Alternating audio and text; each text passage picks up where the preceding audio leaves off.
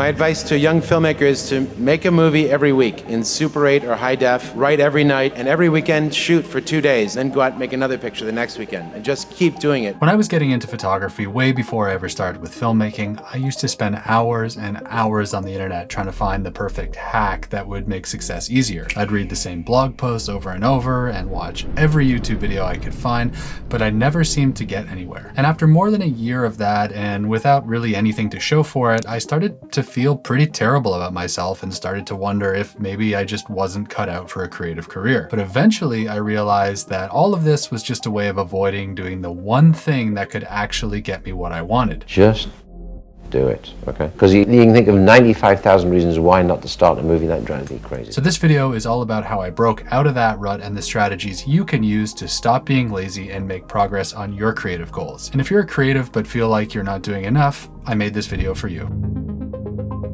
So a lot of what feels like creative laziness really boils down to overthinking. For me, that meant researching ideas for photo stories obsessively, like checking the location of the sun at different times of the day and reading a ton of news articles and consuming every top 5 tips video I could find. Eventually, I'd thought about it so much that it kind of started to feel like I'd actually gone out and shot the thing, but the truth was that I hadn't taken a single photo. Actually, for my first ever project, which was about the last remaining shantytown in Seoul, South Korea, I pretty much didn't do anything, like ever. I think I physically went there one time for like 2 hours, and I was so nervous to photograph the strangers that I spent most of my time trying to shoot from the hip while lurking behind a telephone pole. And whenever I looked at the 8 photos I came back with and compared them to the photographers I admired most in the world, I just feel terrible about myself. Deep down, I knew the real problem was that I was thinking too much and doing too little. I tricked myself into thinking that researching was the same thing as doing, and I let myself off the hook for not shooting by blaming my brutal work schedule. And it was an awful schedule, I'm not gonna lie. I worked 5 a.m. to 1 p.m. and then again from 6 p.m. to 10 p.m. So it's not like I was just swimming in free time. That sucks. So whenever I spent the entirety of my 5-hour break just doom scrolling or like the whole weekend on YouTube instead of taking photos, it seemed like I had a valid reason to let myself off the hook. Your job sucks, you deserve to chill. It's not your fault, it's the school, blah, blah, blah. Month after month would go by and I hadn't done anything but read more and think more about gear I could buy, and that inner voice always found a way to justify it. And I don't want to diminish how hard some people's schedules are, especially if there's kids involved, but I was definitely lying to myself. And that wouldn't have been such a big deal if it didn't make me feel so bad all the time. Like, I really loved the idea of becoming a photojournalist, and I felt like I'd be good at it if only I could get some traction. But at the same time, I wasn't doing anything about it, and the more time I wasted, the more I felt like a lazy failure. Any of this sounding familiar? The only thing that would have actually helped me improve as a photographer was to go out and take photos, but I did literally everything I could to avoid it. I even made a whole website for myself, complete with like a photographer's bio section and all that stuff, and this is back in the day before Squarespace or whatever made this easy. And even though I had almost no work to show on it, I just kept looking for ways to improve my SEO through keywords or whatever. Come on, man, really? Basically anything to avoid just doing the things that would actually make a difference. Eventually, I was so desperate, I sunk all my life savings into a workshop with a photographer I really liked, and that changed everything. Not because he snapped his fingers and suddenly I got good, because I still sucked for a long time after that. No, the reason it was so helpful is because he forced me to confront the thing that scared me most, going out in the world to do the work. On the first day of the workshop, I was all set to sit down and have these deep talks about the industry and which editors I should reach out to first, which we did for a little bit, but pretty soon he realized what the issue was. So he told me to go get my camera, and then we jumped in a rickshaw, this was in Bangladesh, and we went into the old city and just started shooting. At first I didn't know what to do, so I just kind of followed him around, but eventually I felt a bit silly and started taking pictures too, even though it was awkward. We only stayed out for a few hours that day, but it changed everything. I think today I shot way too many pictures. I shot like 700 pictures or some ridiculous number. I wasn't learning about documentary photography or making plans for the big project I do one day. I was actually out in the world and taking action. When the workshop ended 10 days later, I stayed behind in Dhaka and kept doing the same thing, but by myself. It wasn't comfortable or fun really, but I was doing the thing. And after a few weeks of that, I felt like a totally different person. I pulled out of grad school and spent the next 8 months traveling around Asia alone, building a portfolio. I shot 6 or sometimes 7 days a week, even if it was only for an hour or two, but I made sure I was prioritizing action over everything else. Not posting about it or reading about it, but actually doing it. And what do you know? I got better. It took time, but within about 2 years, I published a photo on the front page of the New York Times and was getting hired enough to support myself full time. And it was all downstream of action. Maybe right now you're thinking, well, that's all well and good, but I'm not in a position to take an expensive workshop. And that's fair, but it's also just another way of avoiding action. Since then, things have gone pretty well for me. I had a nice little photojournalism career, and then I transitioned into documentary film production, where I still work as a cinematographer now. Much later, I started up this YouTube channel, which has also grown a lot more than I ever expected. But the one thing that all these successes have in common is that I did them. I wasn't naturally gifted at any of these things. I mean, just watch the first few videos on this channel and you'll see that pretty clearly. What's going on, YouTube? Today we're going to talk about everyone's favorite depressing topic, failure. And my first short films were so bad, I've since scrubbed them from the internet. But I got better and better until I didn't suck anymore. And all of that was downstream of the same process. I started one day and then I kept going. That's it. And that's exactly what so many unsatisfied creatives are not doing. And this is coming from someone who used to make every excuse in the world to avoid taking action. Trust me, there is no other way. And once you start, you'll feel so much better.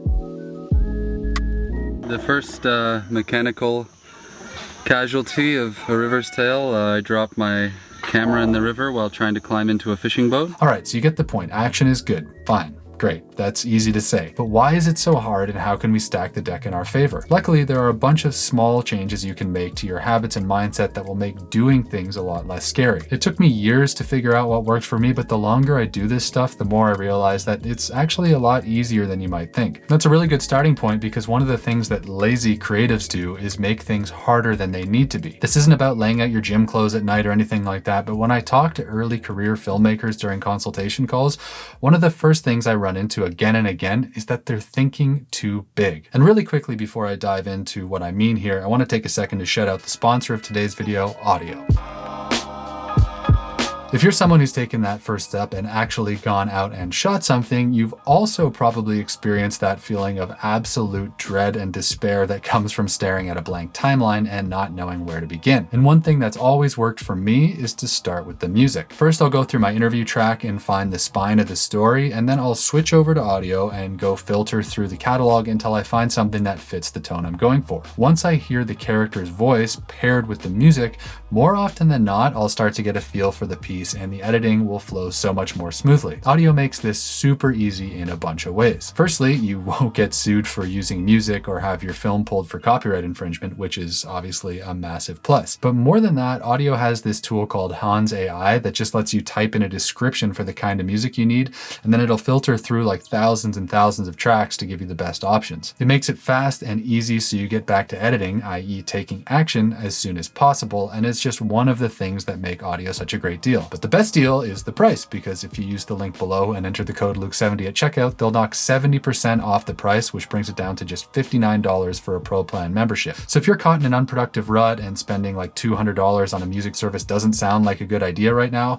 Audio is a fantastic option. It's where I get almost all my music for this channel and my personal projects, and you won't find a better deal out there. Okay, back to the video.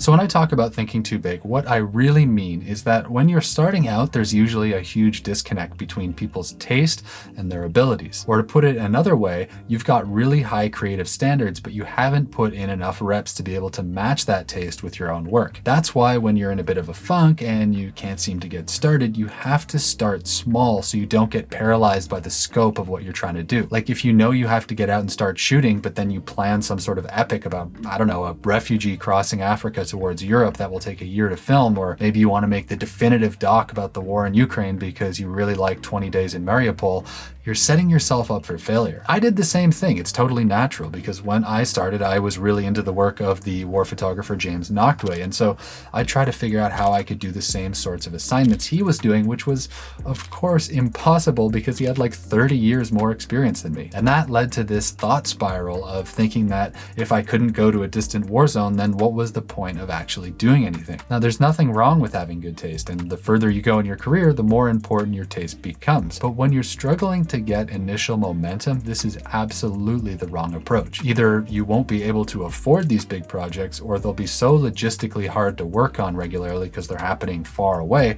And that means you'll just end up doing nothing and then probably feeling bad about it. Instead, focus on small wins. Make something about someone in your city, maybe even in your family, something that's actually doable and that you can finish quickly. Even if this isn't the award-winning masterpiece you hope to make one day, these small wins compound and build momentum. And most importantly, small wins build a habit of action, which is what matters most. It's not going to be the greatest thing in the world when you start, and that's fine. It's not supposed to be. I mean, if you were able to make an incredible film on your first attempt, it would be kind of annoying for all the people who've spent decades mastering their craft. The point is to start with doing something and then move on to make something that's a little bit better and then a little bit better, and then you just keep doing that. If you've ever heard of the book Atomic Habits, there's this great case study in there that I love. Basically, a teacher took two groups of pottery students and told one group to spend the whole semester making one single pot and to try and make it as good as they possibly could. The other group was told to make 50 or 100 pots, which meant they had to work really fast and constantly move on to the next thing. You might expect, like I did, that the group who focused on one pot came out with the better product, but actually the group who made tons of pots were way better in the end. They tried, they failed, they moved on, and they improved each iteration until they ended up getting pretty good. I'm sure you can see the creative parallels in whatever you're doing, but dreaming of making your magnum opus when you're stuck in a lazy rut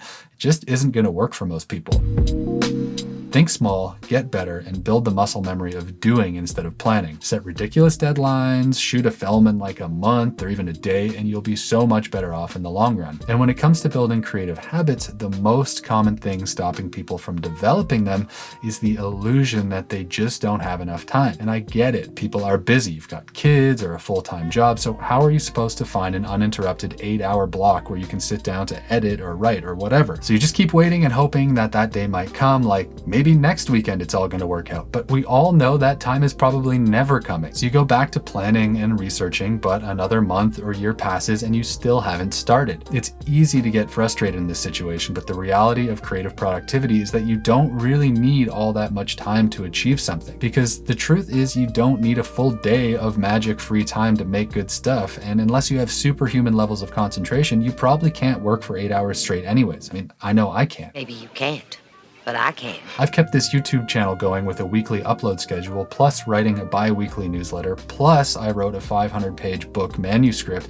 all by going to a coffee shop for an hour every day. Just that 1 hour every morning was more than enough to keep this channel going, and if I really needed to get stuff done, I might do a second hour in the afternoon. I can't really concentrate for much longer than that anyways, but since I do it every single day, it adds up to something real. And even at the super elite levels, people probably aren't working as much as you think they are. Stephen King says in his book On Writing that he only writes for 4 hours a day, and then he spends the rest of his time reading and running errands, and he's written like 65 books, most of which are massively long. So please don't tell yourself the lie that you can't get going or make progress because there isn't enough time.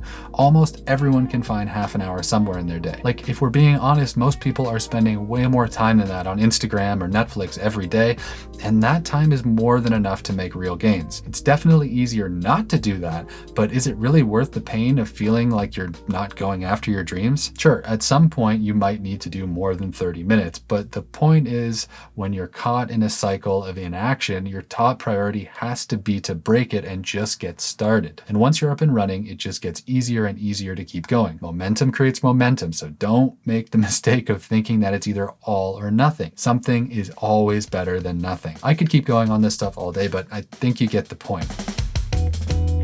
Feeling like you're not living up to your creative potential sucks. Believe me, I know. But just know that this laziness isn't something that defines you. You're just stuck. And just like if you get your car stuck, flooring it out of the gate isn't going to work most of the time. You have to build up momentum by rocking back and forth, and when you get enough of it, you'll pop right out. Not sure if that was the best analogy, but you get me. You did good, kid. Think small and start with tiny, consistent wins until taking action is habitual, and before long, you'll look back at that lazy person you used to be like it's a distant memory. See ya.